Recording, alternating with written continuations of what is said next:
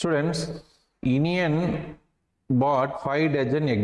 அப்போ total egg நம்ம கண்டுபிடிக்கணும். Total eggs. இப்போ இங்கே 5 டஜன் சொல்லியிருக்காங்க, 5 டஜன் வாங்கியிருக்கான். அப்போ ஒரு டஜனுக்கு 12 இருக்கும். அப்போ நம்ம என்ன பண்ணணும், அதை வந்து நம்பர் ஆஃப் மாற்றணும். அப்போ என்னது 12ஆல் மல்டிபிள் பண்ணால் 60. அப்போ டோட்டல் எக்ஸ் எவ்வளவு 60, ரைட்.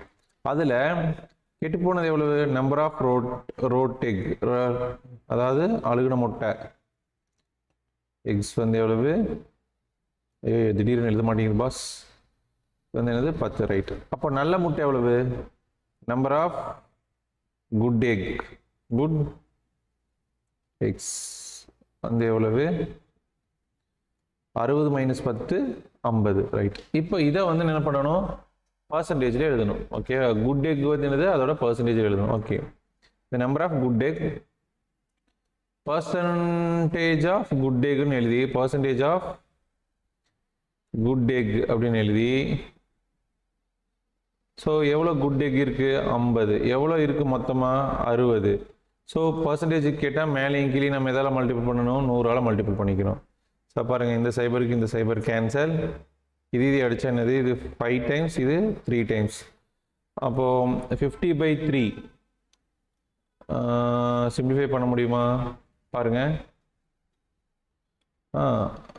ஸோ மொத்தமாக இது என்ன பண்ணிடலாம், டிவைட் பண்ணிடலாம். இங்கே பாருங்கள், ஃபஸ்ட்டு 250, இந்த ரெண்டுத்தையும் மல்டிபிள் பண்ண என்னது, மேலே இருக்கிறதெல்லாம் மல்டிபிள் பண்ணால் 250, கீழே 3 × 100, இந்த 100 நம்ம அப்படியே வச்சுக்கணும். ஓகே, இப்போ 250/3 போட்டால் 8 டைம்ஸ் 24, ரிமைண்டர் 1, 0, 3 3s are 9 ஆயிரும். ஸோ இங்கேயும் டாட்டு 1 0 திருப்பி 3 3 3ன்னு போயிட்டே இருக்கும். அப்போ மேலே என்னது, இதோட ஆன்சர் வந்து 83.33/100. ஸோ டிவைடில் இருந்ததுன்னு என்ன பண்ணிக்கலாம், நம்ம 83.33% எழுதிக்கலாம். அவ்வளோதான். ஸோ இதுதான் ரொம்ப ஈஸி.